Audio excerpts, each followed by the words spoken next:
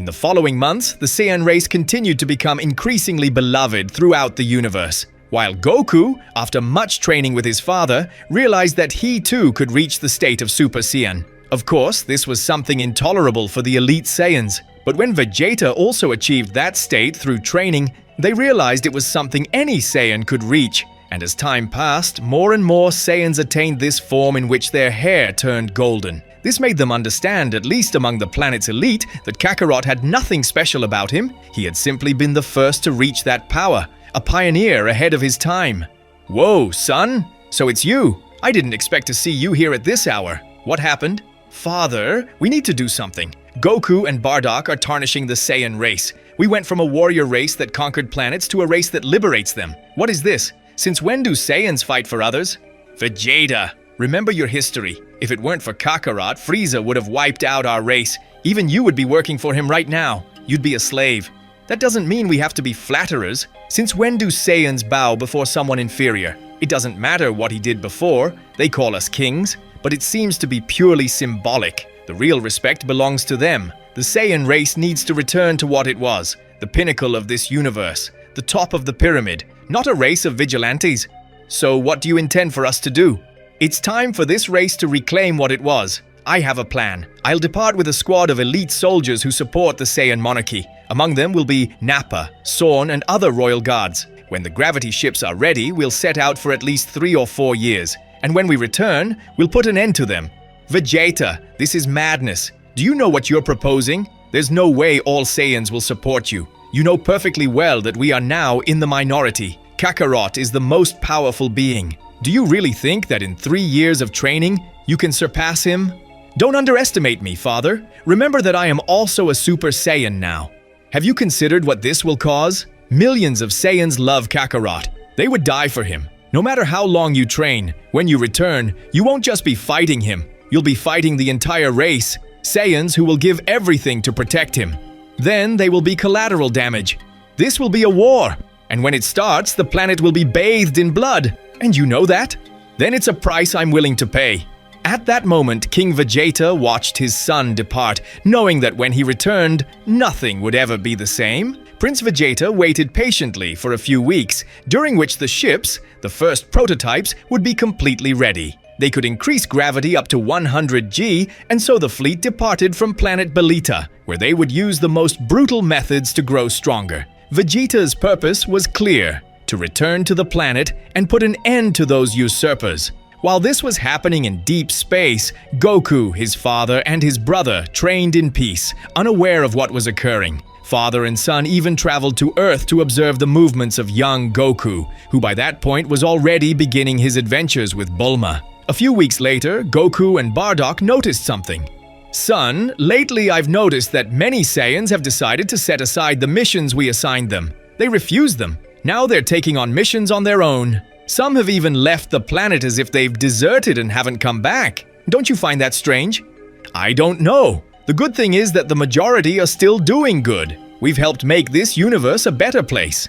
As the months passed, however, things would get worse. Saiyans began sowing more and more chaos. A group of them who conquered planets started acting not only in the name of King Vegeta's monarchy, but went further. They began taking the lives of other Saiyans. This deeply enraged both Goku and his father. But at that moment, they received a visit from Toma, Fasha, and Bardock's squad.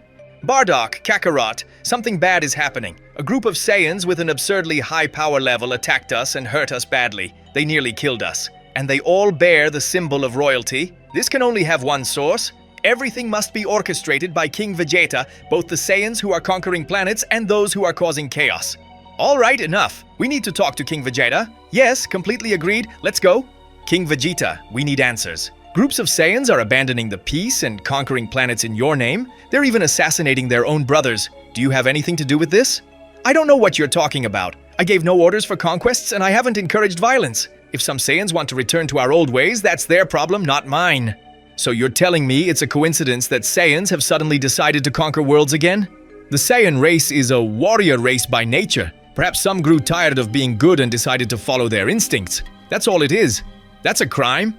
Are you telling me you're forbidding a warrior race by nature from conquering and fighting? It's like forbidding a tiger from killing a deer because it's violent and telling it to eat vegetables. There's nothing I can do. Remember that Saiyans are rebellious by nature.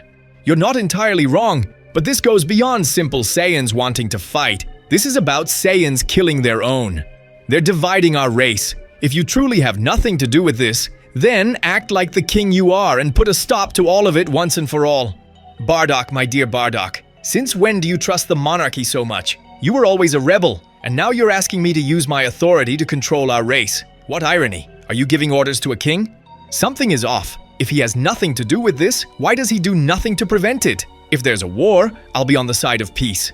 At that moment, something left everyone stunned. Raditz burst into the throne room, breathless. They're here, Father Kakarot. An enormous fleet is approaching the planet. I can feel it. It's Vegeta's ki. It's absurdly high, and he's not alone. They're coming with very bad intentions, very bad indeed.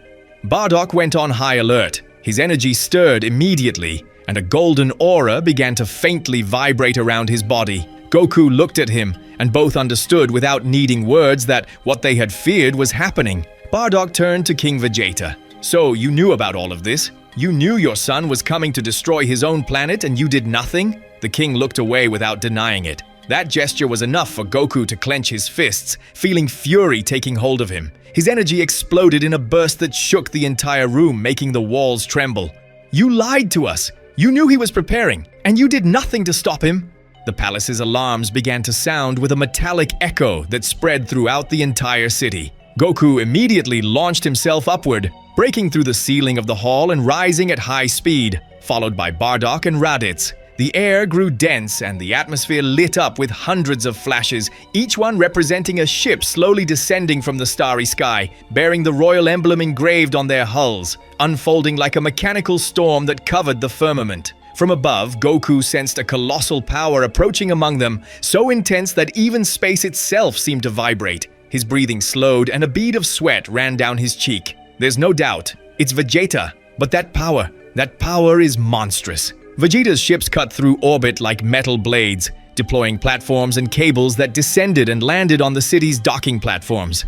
Thousands of Saiyans marched down the ramps, their armor gleaming and their gazes cold as spears. The air filled with the sound of military footsteps, the hum of generators, and the tension of a crowd that knew itself to be divided. In the center of the city's great courtyard, between rows of soldiers loyal to the crown and warriors who had chosen the side of Goku and Bardock, a ring of silence formed. There, face to face, floating slightly above the ground from the sheer intensity of their ki, stood Goku and Vegeta. Their gazes met, heavy with history and with the future. What in the world do you think you're doing, Vegeta? I've come to reclaim the honor of our species, Kakarot. You wouldn't understand, and for that, I need to put an end to you. And what exactly do you plan to do, Prince? Destroy us and go back to pillaging planets like dogs in service of tyrants. Is that what you call honor? The Saiyan race must reclaim its place at the top. To do that, the weaknesses must be purged. Those who have become weak or soft must be eliminated, and our glory must be restored. Only then will we return to being what we deserve.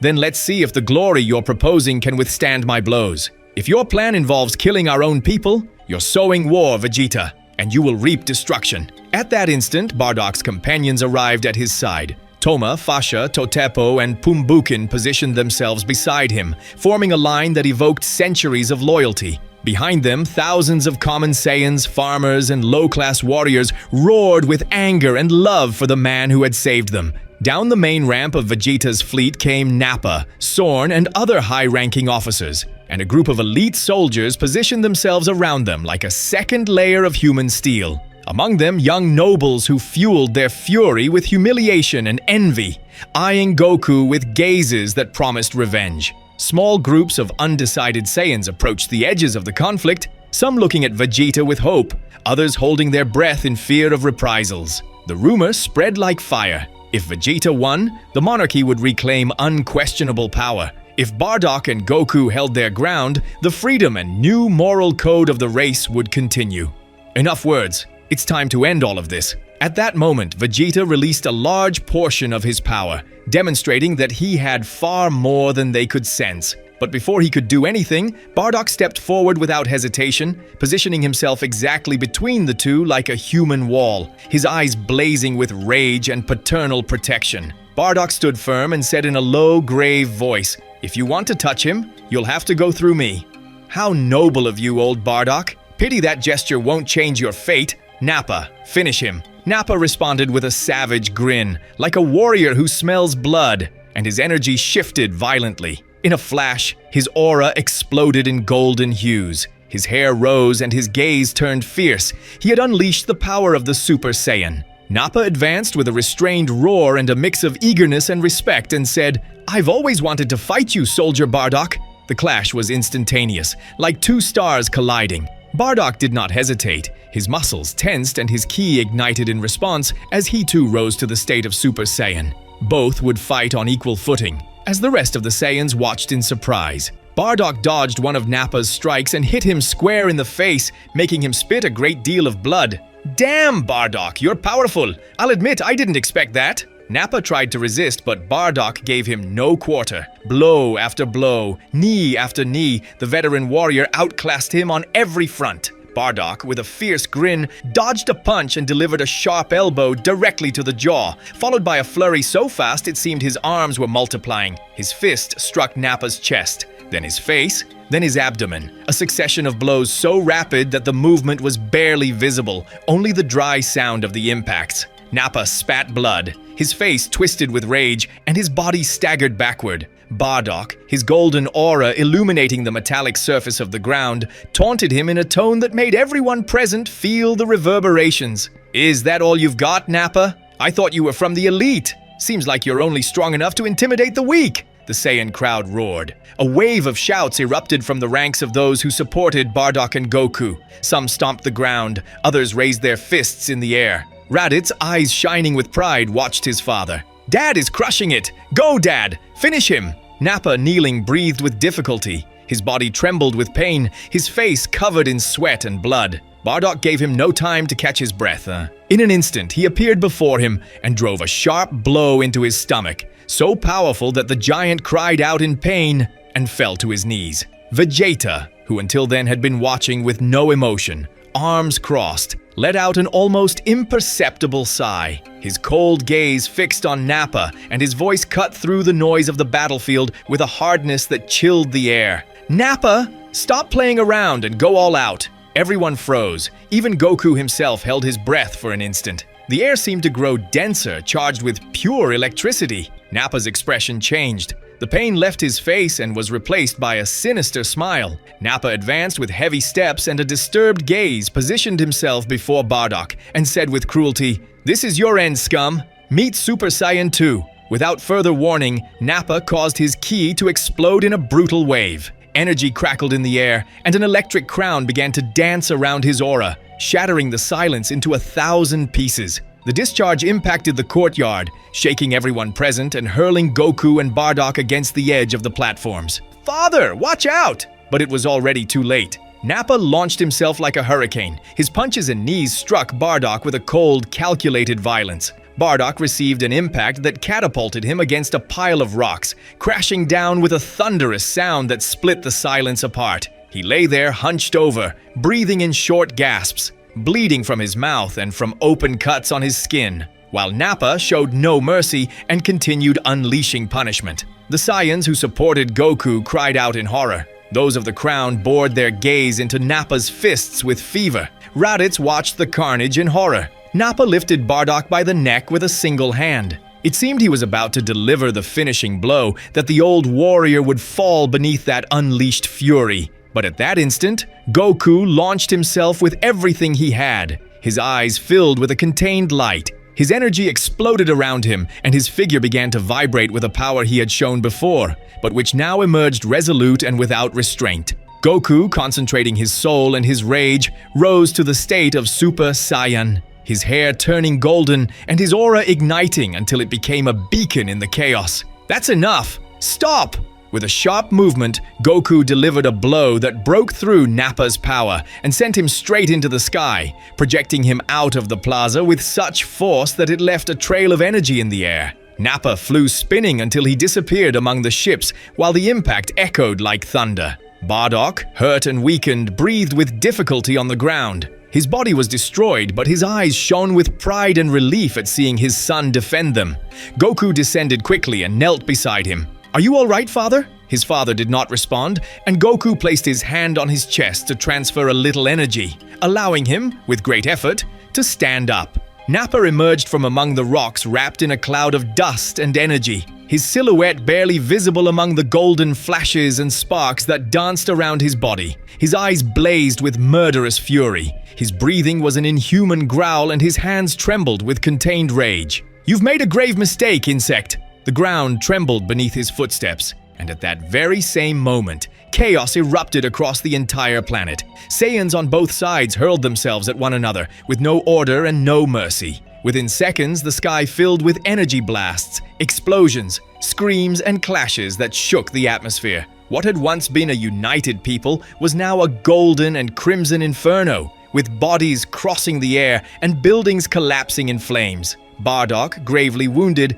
tried to get to his feet as he watched the madness unfold around him, his gaze mixing helplessness and rage. Raditz, desperate, ran to him and held him by the arm to help him up. "Father, don't move! I'll get you out of here. Come on, quickly!" "What a coward you are, Kakarot! You had to intervene so your father wouldn't die. I'm starting to think you're weaker than you seem." "Shut up, Vegeta! You didn't have to bring this war here." But before he could say anything more, the prince let out a guttural roar. His ki exploded in a flash that made the entire atmosphere tremble. The ground split beneath his feet, and the sky tore open with golden lightning. Vegeta, releasing his power, screamed with a disturbed smile. His aura grew more intense, filled with electrical discharges that coursed through his body. And in the blink of an eye, he appeared before Goku, delivering a brutal blow that sent him flying through the air. Goku barely managed to react. His body spun in the air, but before he hit the ground, he bent his legs and launched himself with a wave of energy that brought him straight back into the fight. Behold the pinnacle of the Saiyan race. Before you stand Super Saiyan 2, cursed Kakarot, or Goku. Attention warriors, if this video reaches 1,000 likes, I will release Chapter 4 of The Day Goku Traveled to the Past and Met His Parents. The story is getting more and more intense, and you won't want to miss what's coming next. So give it a like, and let's make it happen. Let's go!